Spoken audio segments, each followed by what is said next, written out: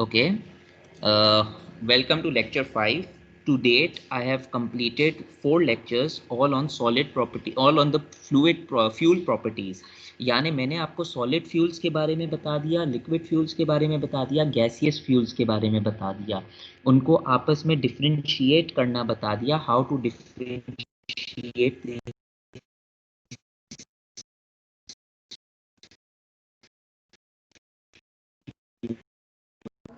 Sir आपकी आवाज में बहुत इशू आ रहा है आपके माइक में। Now we are moving once we concluded that we know 3 types of fuels. Now we want to go and analyze further properties, which are the combustion properties. So this whole lecture is based on introduction. It's based on combustion. And today I am just giving a general introduction. आज सिर्फ मैं आपको एक general introduction दूंगा combustion का. इस topic से मैं क्या एक्सपेक्ट करता हूं कि आपको मालूम होना चाहिए. The objectives from this lecture. At the end of this lecture, a student would be able to know the following. They should have a general idea about combustion process. आपको मालूम हो जाएगा combustion process होती क्या है. आपको ये भी मालूम हो जाएगा about the ingredients which result in combustion. combustion जो होती है वो किन चीज़ों की वजह से होती है. You should be able to have an understanding about something which we call the fire triangle and the fire tetrahedron. The words are telling you triangle means 3 sides, tetrahedron means 4 sides. So in a tetrahedron there are 4 elements, in a fire triangle there are 3 elements. You should also have a general idea about the different types of combustion. Then understand the factors which affect the combustion. Lastly, you should know about the main types of calorific value with their units. Please calorific units के ऊपर अहमियत रखिएगा. कहीं ना कहीं मेरे paper के अंदर यूनिट कन्वर्जन लाजमी आएंगे. अगर आपको यूनिट कन्वर्जन नहीं आता है, मेरी YouTube वीडियोस के ऊपर 2 लेक्चर्स हैं. I have 2 lectures, one on unit conversions and the second one is also on unit conversion, which I gave with reference to pressure. But over there I've given my own guide how to do the unit conversion, step 1, step 2, step 3, step 4. It's about 2 weeks old. So please look at them. So please look at your unit conversions because you will definitely need to know unit conversion. Lastly, you should be able to solve questions regarding the GCV and NCV using Dulong's formula. I will tell you what GCV is and what NCV is. Okay, before I go on, I would like to tell you the important conversion factors that we are going to do, because again, I will not give these in the exam. As a student, you should know these or you should have them by the tips of your fingers. Number 1, for energy conversions, you should know the relation between joules and calorie. You should know that 1 joule is 1 calorie is 4.184 joules. Second conversion you should know is that 1 British thermal unit is equal to 1055 joules. Thirdly, you come into the mass conversions. The reason you are doing mass conversion is because the unit for calorific value is energy upon mass. So I have given you the basic energy conversion factors, and mass conversion factors are 1 kg is equal to 2.20 pounds. Apart from that, one slug is equal to 14.60 kg. You should know this because when you did fluid mechanics, there was a unit called slugs. Slugs is a unit for mass. So these are the main conversions that you should know. Apart from this, if another conversion comes, the conversion factor would be given. For example, erg. Erg is a unit of energy. So horsepower, these are units of energy. But if anything apart from calorie, British thermal unit, slug, pound, gram, ton, kg. Apart from this, anything that is given, conversion units are going to be provided. So please look on those 2 videos that I have told you about. Now let's come on to the main topic, combustion. Combustion क्या होता है? Combustion is basically a chemical reaction between substances, usually including oxygen. एक chemical reaction होता है जिसको हम combustion बोलते हैं और इसके अंदर एक oxygen की presence होती है. इधर एक सवाल आता है, what is the difference between combustion and burning? Do any of you have the idea what is the difference between combustion and burning? If I ask you, explain the difference between combustion and burning. Yeah, distinguish between it. 3. कोई भी idea, I don't care if it is the wrong answer, मैं सिर्फ देखना चाहता हूं कि आपको कोई आइडिया है कंबशन और बर्निंग के बीच में क्या फर्क होता है? No sir. जी नहीं, किसी को आइडिया नहीं है। अच्छा, सर बेसिकली बर्निंग में शायद सर लाइट या हीट की प्रोडक्शन में कुछ फर्क हो शायद। बिल्कुल, कंबशन और बर्निंग में ये फर्क है कि कंबशन के अंदर लाइट ज्यादा प्रोड्यूस होती है, बर्निंग के अंदर आपकी फ्लेम और हीट ज्यादा प्रोड्यूस होती है। तो यही फर्क है बर्निंग और कंबशन के बीच में, लाइट एंड हीट का। क्योंकि मैंने आपको शुरू की स्लाइडों में भी बताया था, when I was giving a general introduction of combustion, that illumination and heat are part of combustion. यानी जब आप कंबशन करेंगे तो लाजमी बात है हीट और लाइट दोनों आपको मिलेंगे। लाइट का दूसरा फॉर्म होता है illumination. So combustion is accompanied by heat and light in the form of a flame. It is an exothermic chemical reaction. ये याद रख लीजिएगा कि combustion is always an exothermic reaction because the heat is given out. इसके मतलब ये हुआ कि इसकी जो एनर्जी होगी वो नेगेटिव में होगी। कंबशन एक्सोथर्मिक रिएक्शन की जो एनर्जी होती है वो नेगेटिव्स में आती है। So do not forget that combustion is always an exothermic chemical reaction with combustion. अब अगर मैं आपसे ये पूछूं ना कि सिंपलेस्ट एग्जांपल क्या है कंबशन की, simplest example of a combustion is a match stick. जब आप एक मैच स्टिक को स्ट्राइक करते हैं माचिस के डब्बे के ऊपर, यानी you are striking a match stick, तो उसके अंदर कंबशन हो रही है because A light is being produced, B heat is being produced, C it is using the oxygen and D there is fuel. Fuel आपका यही है जो आप उसको स्ट्राइक कर रहे हैं ना, वुड आपका फ्यूल है, और वुड के कोने के ऊपर जो फास्फोरस से मैच स्टिक बनी होती है ना, that is also a fuel. So that is the simplest example of combustion.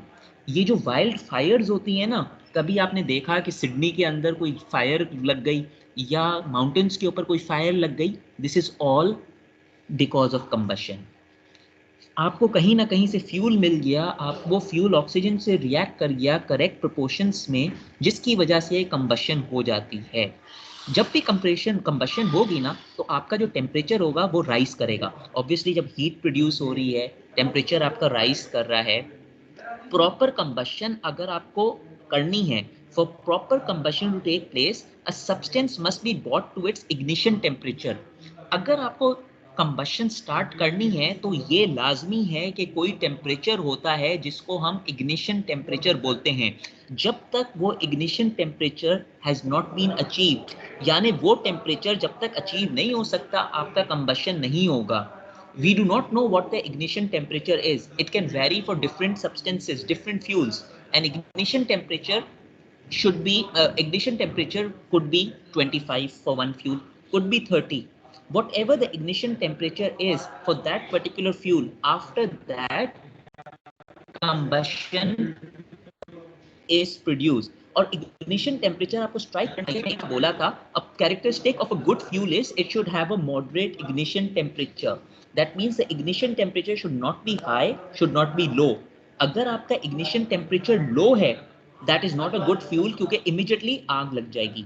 Immediately there is going to be a fire, so low ignition temperature is not a good option.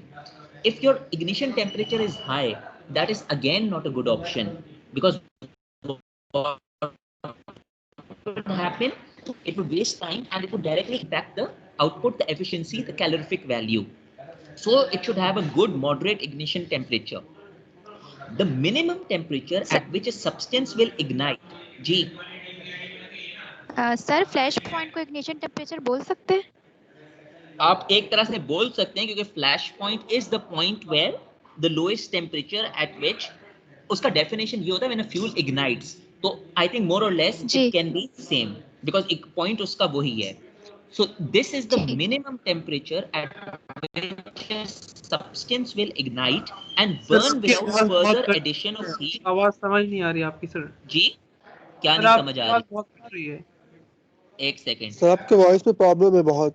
2 minute रुक जाएं, वो भी सही हो जाएगी। Sir आपकी 2 मैंने लाइनें समझ में आती है, तीसरी लाइन पे आवाज कट जाती है। आज पता नहीं कनेक्शन को क्या हो रहा है, अभी लिखा हुआ है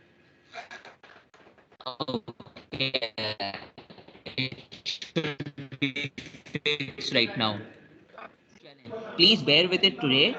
Agar if the volume is being if the voice is being cut, you can see in the recording also, recording में आ जाएगी. Just bear with it today. It's a different connection. I'm at university today. So the minimum temperature at which a substance will ignite and burn without the further addition of heat from outer sources, यानी जो भी उसके outside sources हैं उसके अलावा जो it will burn without the addition of heat. Outer sources, I think it should be other sources. I'll have to recheck the definition. Okay, now we come on the fire triangle. 3 things are required for fire to burn.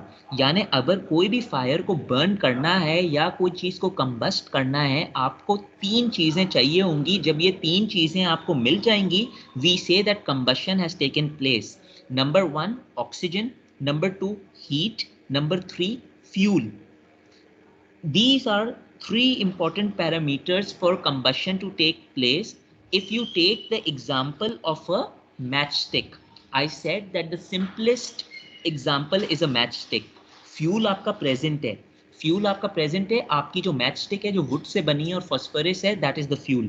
Heat आपके पास present है, when you strike the matchbox, friction होता है, friction produces heat. Number 3, oxygen आपका present है, because there is oxygen present in the air. That is why the striking of a fire is known as a combustion. Striking of a matchstick. You need a proper combination of all the above. That will result in ignition and hence combustion. एक mixture होता है, एक proper combination होता है. फर्ज करें आपके पास fuel और हीट है, मगर ऑक्सीजन आपके पास इतना कम है कि आपका कंबशन नहीं हो सकता, क्योंकि वो मिक्सचर के लिए इग्निशन टेम्परेचर नहीं अचीव हो सकता. या तो आपके पास ऑक्सीजन एक्सेस में, हीट एक्सेस में, मगर आपके पास फ्यूल ही नहीं है. जब आपके पास फ्यूल ही नहीं होगा तो आपका किस तरह होगा combustion?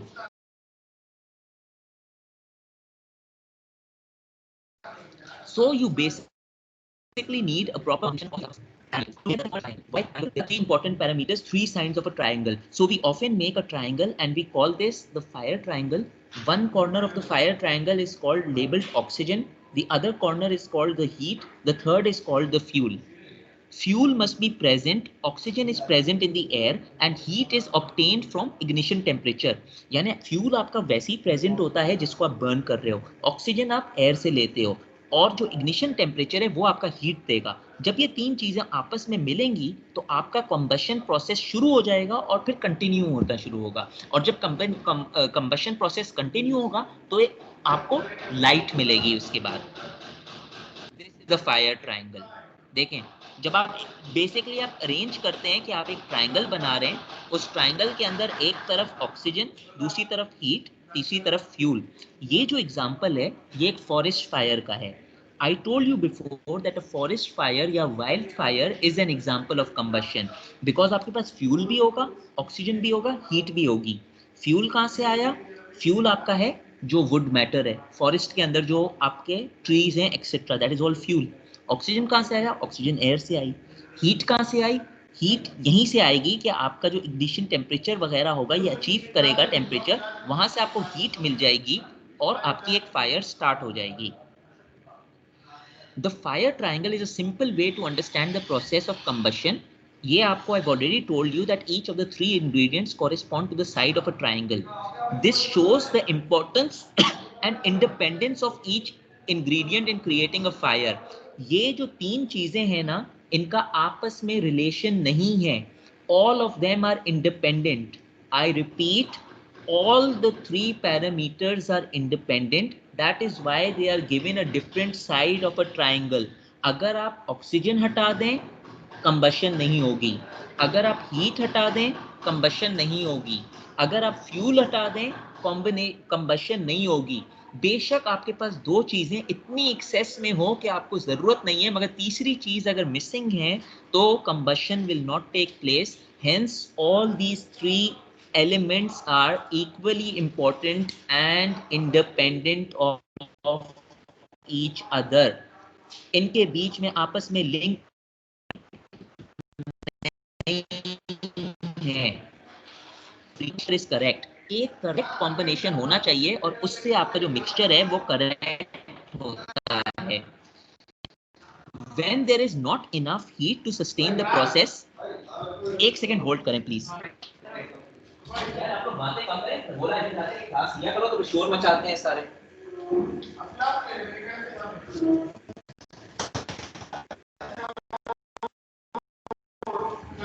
Okay, when there is not enough heat to sustain the process, अगर आपके पास हीट नहीं है to sustain the process, या आपका फ्यूल रन आउट हो जाता है या आपका ऑक्सीजन सप्लाई लिमिटेड होता है, तो आपकी ट्रायंगल की वो टूट जाती है and the fire will extinguish और डाई। इमेजिन करें आपके पास सारी मिक्सचर्स आ गई, your fire triangle is complete, your combustion is taking place, but in the middle of the combustion suppose the oxygen finishes, suppose the fuel finishes, suppose your heat is finished, तो immediately आपका जो combustion process होगा, आपकी जो fire होगी वो extinguish हो जाएगी। That is showing the importance of all these three parameters. This is a description on the ingredient and what they are do. For example, let us look at this table. Heat. Heat is needed for the initial ignition of fire. आपकी combustion needs an एक second hold करें जितोई साहब। For your heat needed for the initial ignition of fire, it maintains the fire, allowing it to spread. यही जो आपकी heat होती है ना, ये आपकी फायर को स्प्रेड करती है। फायर जब स्प्रेड करता है तो moisture is removed from the nearby fuel. If the moisture is removed from the fuel, it leaves an easy pass for the air to access to the fuel. यानी जब आप moisture remove कर लोगे fuel से, तो आपकी जो air है, एयर का मतलब oxygen. Always remember that air is related to oxygen. अगर मैं एयर की बात कर रहा हूं तो मैं ऑक्सीजन की बात कर रहा हूं, तो आपका जो ऑक्सीजन है वो ईजिली आपके फ्यूल तक आ जाएगा, एक रास्ता उसको क्लियर मिल जाएगा, तो इसीलिए आपका कंबशन प्रोसेस हो जाएगी। हीट जो आपकी होती है, that is removed by application of a substance. Heat can be removed by the application of a substance which removes heat, यानी वाटर। अगर आपका हीट है, अगर आपने उसके ऊपर पानी डाल दिया तो इमीडिएटली आपका जो फायर है वो बुझ जाएगी। That is the way of removing the heat. अब फ्यूल की बात करते हैं। Any kind of combustible material is termed as a fuel. ऐसा कोई भी मटेरियल जो कंबस्ट हो सकता है, हीट हो सकती है, that is termed as a fuel. It is characterized by its moisture content, and the fuel is characterized by the moisture it contains, which determines how easily the fuel will burn. अगर आपका moisture content बहुत ज़्यादा है, that is not a good fuel. शुरू के अंदर मैंने आपको बोल दिया था, one of the qualities of a good fuel is low moisture content. So a good fuel is determined by the amount of moisture that it contains. A good fuel will have low moisture. It can be removed naturally. Fuel जो होता है वो आपका naturally remove करता है। जब आपका सारा फायर कंज्यूम हो जाता है तो जो आपकी जो फायर है ना वो ऑटोमेटिकली बुझ जाएगी। लिमिटेड फ्यूल आपके पास है, जैसे ही वो कंज्यूम हो गया फायर आपकी बुझ गई। So that is the importance of fuel. तीसरा, ऑक्सीजन। ऑक्सीजन जो होता है वो ऑक्सीडाइजर होता है या third component of the chemical reaction. It is usually is the air. हम ऑक्सीजन को एयर बोलते हैं। इट इज अच्छा, क्योंकि एयर के अंदर ऑक्सीजन की आपकी 21% एयर में होता है। जो मोस्ट फायर्स हैं they require at least 16% oxygen to burn. आमतौर पे आपके जो फायर हैं they require 16% oxygen to burn. अगर 16% से आपकी ऑक्सीजन कम होती है, आपके पास ऑक्सीजन का सप्लाई कम है, तो ऑटोमेटिकली आपकी जो फायर है वो खुद ब खुद बुझ जाएगी। एक सेकंड होल्ड करें।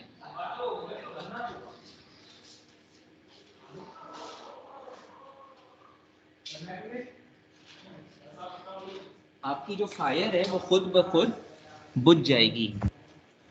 चलें, अब एक स्टेप आगे लेते हैं। In recent time, the fire experts have redefined the triangle into a tetrahedron. जैसे टाइम प्रोग्रेस किया, फायर ट्रायंगल को इन्होंने टेट्राहेड्रॉन बना दिया, यानी 4 एलिमेंट्स बना दिए। A chemical chain reaction component is added. अच्छा, बहुत देर से किसी ने कुछ बोला नहीं है। Is my voice clear at the moment? Yes sir. सही है। Yes sir. सही। A chemical chain reaction component is added. यानी हमारे पास वो 3 बेसिक फ्यूल्स तो चीजें तो हैं। हमारे पास ऑक्सीजन है, हमारे पास हीट है, हमारे पास फ्यूल है। एक चौथी चीज ऐड हो जाती है जिसको हम केमिकल रिएक्शन बोलते हैं या चेन रिएक्शन बोलते हैं। 3 basic components are still needed, but an actual chemical reaction must take place for the ignition to take place. और ये जो एक्चुअल केमिकल रिएक्शन या चेन रिएक्शन होता है ना, ये आपका एक्सोथर्मिक रिएक्शन होता है या कंबशन रिएक्शन होता है। यानी इन्होंने उस सिंप्लिसिटी कंबशन को थोड़ा सा और एक्सपेंड कर दिया कि एक चौथी चीज चाहिए कि आपको एक चेन रिएक्शन चाहिए। This is your exothermic reaction. Once the fire starts, एक दफा आपकी फायर स्टार्ट हो गई, जो रिजल्टिंग एक्सोथर्मिक रिएक्शन है ना, वो फायर को सस्टेन करेगा and allow it to continue at least one of the essential components is blocked. आपकी फायर चलती रहेगी, जलती रहेगी जब तक 3 एसेंशियल कंपोनेंट में से एक कम हो जाएगा। यानी अगर आपका फ्यूल कम हो जाएगा, या आपकी हीट कम हो जाएगी, या आपका ऑक्सीजन कम हो जाएगा, जब तक इन तीनों में से एक चीज कम नहीं हुई, आपका रिएक्शन चलता रहेगा। Like the fire triangle, if any of the 4 elements, अब फायर ट्राइंगल में 3 एलिमेंट थे, फायर टेट्राहेड्रॉन में 4 एलिमेंट हैं। इन 4 में से if any of the 4 elements of the tetrahedron is removed, combustion उसी वक्त स्टॉप हो जाएगा and the fire will be extinguish. जो आपकी फायर है ना, जो पूरी कंबशन प्रोसेस आपकी फायर प्रोड्यूस कर रही है, वो वहीं पर रुक जाएगी। This is what a tetrahedron looks like. 4 components, 4 sides, oxygen, heat, fuel, chain reaction. कोई भी आप इनको रिमूव कर दें। Types of combustion. सर जी बोले। सर, चेन रिएक्शन का मतलब? ये चेन रिएक्शन वैसे क्या होता है? Chain reaction basically reaction is one reaction follows another, चलता रहता है रिएक्शन। इन सिंपल वर्ड्स, आपको आपकी रेडिकल केमिस्ट्री याद है? केमिस्ट्री में रेडिकल रिएक्शन होते थे ना, एक रेडिकल से दूसरा रेडिकल बनता था, दूसरे से तीसरा बनता था। तो chain reaction is a continuous reaction that one reaction is forming the other which goes. For example, अगर आप कार्बन को ले लें, या अगर आप कोई बड़े कार्बन चेन को ले लें, आपने कोई C12 की चेन को ब्रेक किया है, C12 को ऑक्सीजन ऐड किया है, एक छोटी चेन बनी, छोटा मॉलिक्यूल बन गया, C6 का बन गया। वो C6 फर्दर ऑक्सीजन ऐड हुआ, वो C3 का मॉलिक्यूल बन गया। वो 3 फर्दर ऑक्सीजन ऐड हुआ तो वो और ब्रेक हो गया, C2 का मॉलिक्यूल बन गया, क्योंकि साइड बाय साइड एक C बाहर भी जा रहा है कंबशन के अंदर। तो एक रिएक्शन से दूसरा रिएक्शन बने जा रहा है, कंटिन्यूसली कंबशन हो ही जा रही है, यानी बड़ा प्रोडक्ट छोटे में जा रहा है। That is a chain reaction. समझ आई चेन रिएक्शन क्या होता है? सर एक बात Yes, और, sir, आगे। स्टार्टिंग में आपने कहा कि 3 कंपोनेंट्स होते हैं, आपने चेन रिएक्शन में स्टार्टिंग में जिक्र नहीं किया। देन आपने कहा कि इसके 4th एलिमेंट भी है, तो इससे क्या मुराद? मैंने ये कहा कि शुरू के अंदर 3 एलिमेंट होते थे, ये तो बेसिक्स हैं। ये टाइम से लोगों को, जब जाहिर सी बात है, फायर ट्रायंगल की बात करेंगे तो क्या हम चेन रिएक्शन को भी उसमें लिखेंगे ना? मतलब अगर हम नहीं, फायर ट्रायंगल में 3 चीजें हैं।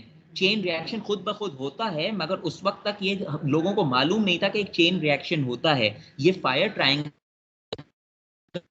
इवॉल्व हुआ है फायर टेट्राहेड्रॉन। अगर आप फायर ट्रायंगल की बात करेंगे तो आप सिर्फ 3 चीजों की बात करेंगे, हीट, ऑक्सीजन और तीसरा आपका fuel.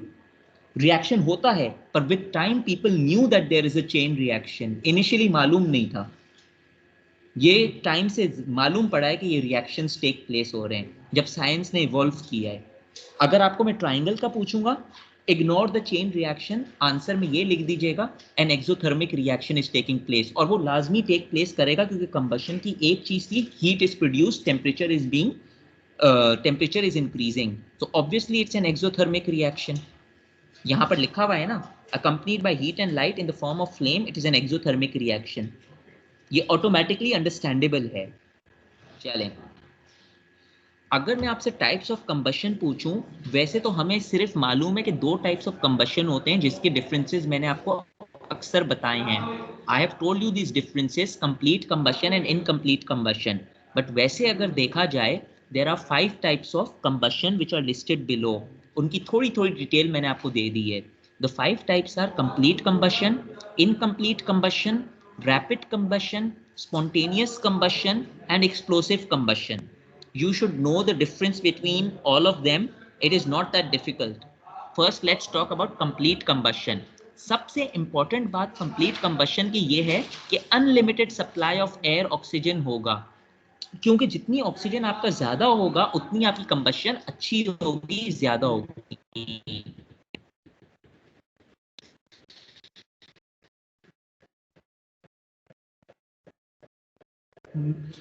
Crux of this thing, the carbon dioxide और वाटर लाजमी प्रोड्यूस होगा, इसके अलावा और कोई चीज प्रोड्यूस नहीं होगी. इसके अलावा और कोई चीज प्रोड्यूस नहीं होगी. और हीट एंड लाइट क्यों प्रोड्यूस हो रहा है? Because it is a combustion reaction. So carbon dioxide, water, heat and light.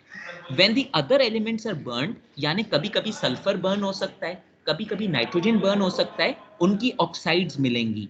यानी अगर sulphur plus oxygen sulphur oxide, nitrogen plus oxygen nitric oxide, यानी S plus O2 SO2, N plus O2 N2 plus O2 N2O, ये चीजें मिलेंगी, oxides मिलेंगी. इसको हम complete combustion बोलते हैं, क्योंकि ऑक्सीजन इतने सप्लाई में है कि वो उसको उसके स्मॉलेस्ट स्टेट में ले जाता है. It is also known as clean combustion. Carbon dioxide is a clean gas compared to the other pollutants.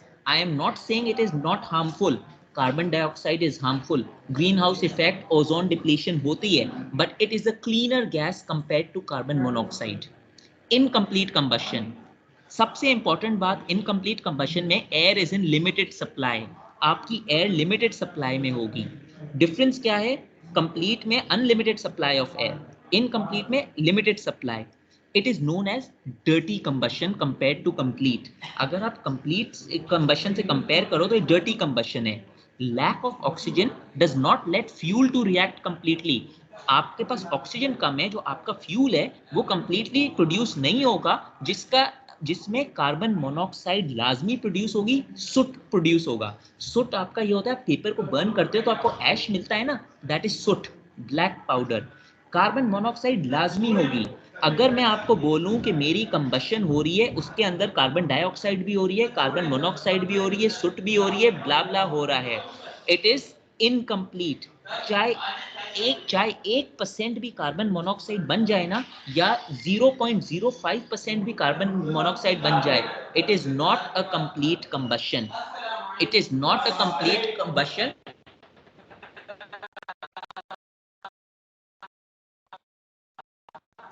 Sir को बोलो प्लीज आहिस्ता बोले, मैं क्लास में. It is combustion in 0.05% is formed. The condition of complete combustion is that no other product except carbon dioxide or water has to be produced in relation to a hydrocarbon. That is the difference between complete and incomplete. अब आप आ जाएं rapid combustion में. Rapid combustion क्या होता है? Rapid energy requires external heat energy for the reaction. Rapidly आपके पास external heat हो रही है और आपका रिएक्शन हो रहा है. Reaction continues till all the fuel is burned. Reaction continues till all the fuel is burned और यूज्ड. यानी आप जी, आपका जो सारा फ्यूल होता है ना, वो एकदम से बर्न हो जाता है. Large amount of heat and light energy produced at rapid pace. Important point आपको क्या रखना है? Reaction continues till all the fuel is burned. Large amounts of heat and light energy produced at a rapid pace. यानी rapid combustion के अंदर बहुत ज्यादा heat और बहुत ज्यादा लाइट प्रोड्यूस होती है रैपिडली, इसलिए इसका नाम रैपिड कंबशन दिया जाता है. जी बोले. अच्छा, तो ये मैंने आपको बता दिया कंप्लीट क्या होता है, इनकम्प्लीट क्या होता है, रैपिड क्या होता है, इनके बीच में फ़र्क क्या है। स्पॉन्टेनियस सबसे बड़ी बात कि ये स्पॉन्टेनियसली अकर करेगा, कोई इसको स्टॉप नहीं कर सकता या स्टार्ट नहीं कर सकता। No external energy reacted for the reaction to start. Spontaneous के अंदर प्लीज अगर आवाज सही आ रही है तो डिस्टर्ब नहीं करें मुझे, एक जल्दी मुझे कंप्लीट करनी है। स्पॉन्टेनियस रिएक्शन में no external energy is required for the reaction to start. Most important line, if you forget this line your answer is going to be wrong, because this is what differentiates spontaneous from the other types of complete combustion and incomplete and rapid. उसके अंदर you need to supply the energy, इसके अंदर no energy is needed. The substance with low ignition temperature, जो substance है ना जिसके पास low ignition temperature है, वो खुद ब खुद हीट होता है, मगर वो अपनी हीट को अनेबल करता है escape करने के लिए। जैसे ही उसको suitable oxygen मिलता है वो खुद ब खुद कंबशन टेक्स प्लेस होता है, यानी आपने एनर्जी प्रोवाइड नहीं की है, वो खुद ब खुद अपने आप पे हो गया है। आखिरी जो चीज है वो एक्सप्लोजन है या एक्सप्लोसिव कंबशन। इसके अंदर क्या है, एक्सप्लोसिव कंबशन को हम दूसरा नाम देते हैं explosion. It occurs an extremely rapid pace, बहुत तेजी से एक्सप्लोजन होता है। When a force is used to ignite the fuel, आप कोई फोर्स यूज कर रहे हैं इग्नाइट करने के लिए फ्यूल को, important word in this is fuel, heat, light and sound is produced immediately. यानी जो साउंड होगा ना वो सिर्फ एक्सप्लोसिव कंबशन में होगा। इसका सबसे कॉमन एग्जांपल है डायनामाइट या फायर क्रैकर्स। ये जो आप हाँ साउंड होगा ना, रैपिड नहीं एक्सप्लोसिव के अंदर। ये जो आप पटाखे फाड़ते हैं या फायरवर्क्स करते हैं ना, जो शादियों के ऊपर फायरवर्क्स होती हैं, या रैपिड बेस होगा तो एक्सप्लोसिव ही होगा नहीं? कैसे रैपिड के अंदर साउंड हो रहा है? फॉर एग्जांपल फ्यूल जान गया हुआ लेकिन वो मतलब फायर नहीं हो गया, फ्यूल गिर गया उसके अंदर बहुत सारा, फिर एकदम फायर हो गया ना, एक्सप्लोजन हो तो वो क्योंकि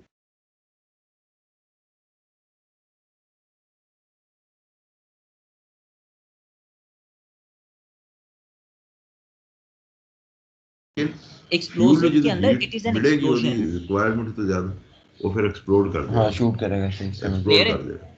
अच्छा सुफियान इंपॉर्टेंट बैठ के करेगा, बैठ के करेगा, ठीक बैठ के। Please do not stop my, do not spoil my recordings, और in the future I will keep no recordings. मेरे किसी दसे ना पत्ती है, हाँ पत्ती वाली और बुढ़ापे के अंदर जिस गोंडिया जिला होंगे ना,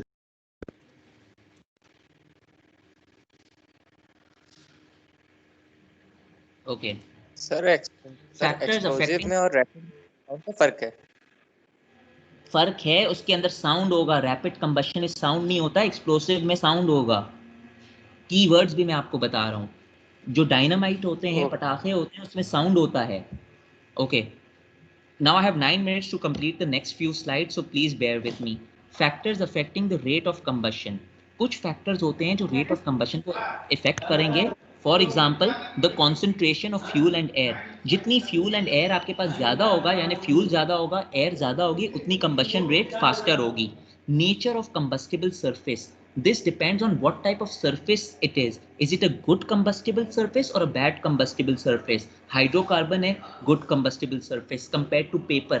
Paper is a bad combustible surface, even though paper is made also from wood.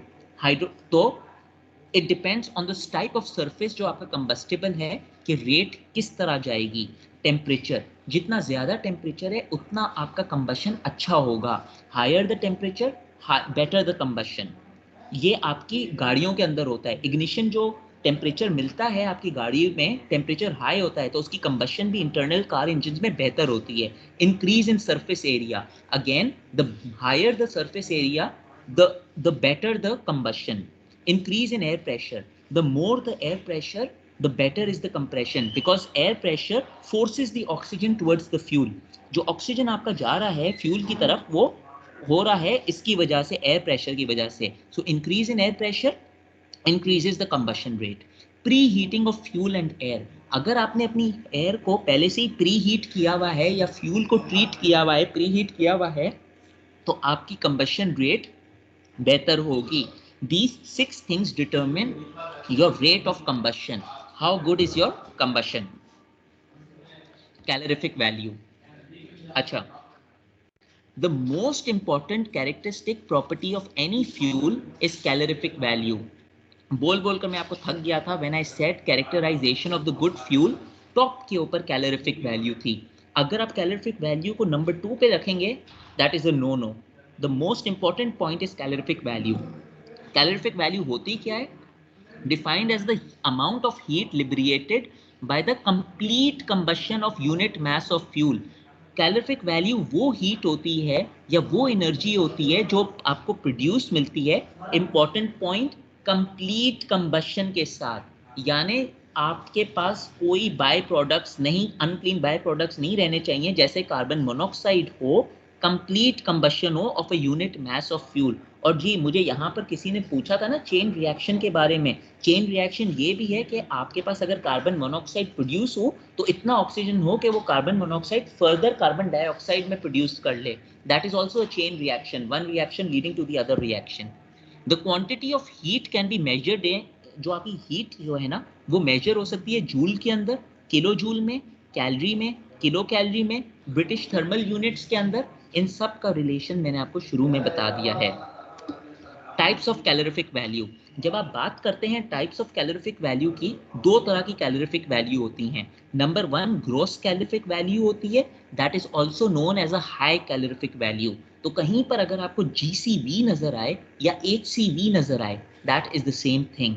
दूसरी जो वैल्यू होती है वो होती है नेट कैलोरिफिक वैल्यू या लोअर कैलोरिफिक वैल्यू, उसको आप NCV या LCV से बोलते हैं। एक बात याद रख लें, आपकी net calorific value will always be lower than your gross calorific value. अगर आपका नेट कैलोरिफिक वैल्यू का आंसर ज्यादा आया ग्रॉस कैलोरिफिक वैल्यू से, तो आपका आंसर गलत है। It is a tip that your net calorific value is always less than gross calorific value. Gross calorific value क्या होती है? अगर मैं आपसे आपका डेफिनेशन पूछूं तो उसका डेफिनेशन सिंपली ये है, it is the total heat generated when a unit quantity of fuel, जो आपकी यूनिट क्वांटिटी ऑफ फ्यूल है ना, when it is completely burned. Completely burned का मतलब है इनफ ऑक्सीजन है, CO2 और वाटर प्रोड्यूस हो रहे हैं। Total heat generated when a unit quantity of fuel is completely burned to and the products of combustion are cool to room temperature. इसका क्या मतलब हुआ? इसका ये मतलब हुआ कि आपके जो प्रोडक्ट्स है ना कंबशन के, पानी आपका प्रोडक्ट है कंबशन का H2O, वो स्टीम के अंदर है, वो क्या होगा, वो कूल हो जाएगा रूम टेम्परेचर के अंदर। रूम टेम्परेचर के अंदर कूल हुआ तो इसका मतलब है कि उसकी लेटेंट हीट जरूरी है। लेटेंट हीट आ जाएगी क्योंकि आपका जो रूम टेम्परेचर है वो कांस्टेंट उधर कूल हो रहा है, उसका स्टेट चेंज हो रहा है। तो आपकी जो स्टीम की, आपको जब कंबशन प्रोडक्ट होगा वो गैस फॉर्म में होता है, gas is converting into liquid. तो सिंपल इसका डेफिनेशन ये है, it is the heat generated when a unit quantity of fuel is completely burn and the products of combustion, bracket के अंदर आप H2O लिख सकते हो, are completely are cool to room temperature. और डेफिनेटली अगर वो रूम टेम्परेचर पे कूल होगा तो उसका जो टेम्परेचर है वो उसका फेस चेंज हो जाएगा, from gas it will become a liquid. क्योंकि रूम टेम्परेचर कितना होता है? 24-25 डिग्री होगा। 24-25 डिग्री पे पानी क्या होगा? पानी आपका लिक्विड फेज में आ जाएगा। As an example, if a fuel is containing hydrogen, अगर आपका फ्यूल हाइड्रोजन कंटेन करता है, it is burned. If it undergoes combustion, steam is formed, definitely steam form होगी। If the combustion product is cooled to room temperature, the steam condenses to water and latent heat is evolved. That is what I am trying to tell you कि gross calorific value के अंदर latent heat is an important parameter. Latent heat लाजमी produce होगी, evolve होगी. Hence in gross calorific value calculations, latent heat of combustion of steam is included. इसीलिए जब आप इसको कैलकुलेट करते हैं, आप लाजमी लेटेंट हीट ऑफ स्टीम को इंक्लूड करते हैं। ये वैल्यूज आपको या तो दी जाती हैं या प्रेजेंट होती हैं, लिटरेचर से आपको मिल जाती हैं, आपको कैलकुलेट करने की जरूरत नहीं है। अब इसी तरह एक चीज होती है net calorific value. Net calorific value के अंदर क्या है? The net heat produced, again it is the net heat produced when a unit quantity of fuel is completely burned. Unit quantity of fuel is completely burned, unit quantity of fuel is completely burn, यानी again जो आपका fuel है ना वो completely burn हो रहा है, यानी CO2 और H2O अगेन प्रोड्यूस होगी। पर इसमें फर्क क्या है? इसके अंदर जो आपके प्रोडक्ट्स ऑफ कंबशन है ना उनको आप एस्केप करने देते हो। इसका क्या मतलब हुआ? अगर आपका प्रोडक्ट ऑफ कंबशन H2O है, अगर आपका H2O प्रोड्यूस कर रहा है, आप H2O को एस्केप करने दे रहे हो एटमॉस्फेयर के अंदर, उसको आप यूज नहीं कर रहे हो। जाहिर सी बात है अगर आप उसको एस्केप करने दोगे आपकी GCV, आपकी NCV वैल्यू कम होगी, आपकी NCV वैल्यू कम होगी। इसीलिए मैंने आपसे शुरू में बोला था your GC value is always bigger than the NCV value. If I ask you the reason, explain why the NCV values and GCV values are different. NCV value is different than GCV value. It's lower than the GCV value because the product of combustion are allowed to escape, and in the GCV value, you need the product of combustion. It is condensed to a liquid. अच्छा, अब क्या होता है? जो steam की जो GCV value होती है ना, स्टीम की जो लेटेंट हीट होती है, ये प्री कैलकुलेटेड है 587 कैल पर ग्राम। आपको याद रख, वैसे तो आपको मालूम होनी चाहिए मगर अगर याद भी नहीं हो, most times it is given 587 कैल पर ग्राम आपको मालूम होनी चाहिए लेटेंट हीट ऑफ स्टीम है। अब ये देखें, this is just a reaction, combustion reaction, H2 plus half O2 H2O। मैं आपको ये दिखाना चाह रहा हूं कि इस फॉर्मूले में 9 कैसे आया। H2 का मास कितना होगा? 2 होगा, यानी 2 grams of H2O gives 18 masses of water. 1 gram would give 9 gram of water. तो इस रिलेशन को यूज करते हुए ये इक्वेशन डिराइव हुई कि NCV का जनरल फॉर्मूला होता है GCV minus 9/100 multiply by H into 587 kilo cal पर kg। ये फॉर्मूला आपको यूजली गिवन होगा NCV ढूंढने के लिए। GCV की वैल्यू आपको मिल जाएगी, GCV की वैल्यू आपको मिल जाएगी। 9 कहां से आया आपको मालूम करने की जरूरत नहीं है, but I know where 9 came from. 2 grams gives 18 grams, 1 gram would give 9 grams। H आपका आप जी 9 किधर से आया? रिपीट करें सर। 9 किधर से आया भाई? इसका मास कितना होता है? हाइड्रोजन का मास 2 होता है, वाटर का मास कितना होता है? 16 + 2 18। अगर 2 ग्राम 18 देगा तो 1 ग्राम ऑफ हाइड्रोजन कितने देगा? 18 डिवाइडेड बाय 2 9। यहां से 9 आया है, स्टोइशियोमेट्री है।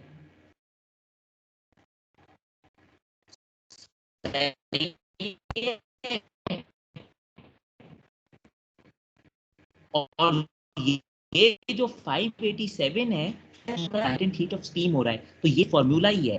The simple formula is NCV is 9/100 H multiplied by 587। I will just take 5 minutes more। तो ये आपका जनरल फॉर्मूला है। इसी तरह ड्यूलॉन्ग फॉर्मूला होता है कैलकुलेशन। ड्यूलॉन्ग फॉर्मूला क्या होता है? This formula is used to calculate the calorific value GCV। GCV आपको मिलता है ड्यूलॉन्ग फॉर्मूला 1/100 एक कांस्टेंट है, multiply by 8080C plus 34500 bracket के अंदर H minus O/8 plus 22405 kilo cal पर kg। अब ये जो वैल्यूज है ना 2240, 3450 और 8080, ये कांस्टेंट वैल्यूज हैं। ये अजम्पशन है कि calorific values of C, H and S respectively when 1 kg of fuel is burned completely, ये एक्सपर्ट्स ने निकाल दी हैं। These values have already been determined कि जब आप कार्बन को बर्न करते हो तो इतना कार्बन रिलीज होता है, जब आप हाइड्रोजन को बर्न करते हो तो इतना हाइड्रोजन रिलीज होता है, जब आप सल्फर को बर्न करते हो तो इतना सल्फर रिलीज होता है 1 kg के ऊपर। ऑक्सीजन जो होता है ना वो हाइड्रोजन के साथ इनकॉर्पोरेट हो जाता है। 1 डिवाइडेड बाय 8 है। H2O फॉर्मूला है ना, उससे इन्होंने रेशियो निकाल लिया है। किस तरह निकाला? This formula so you should know. अच्छा, ये जो वैल्यूज है ना,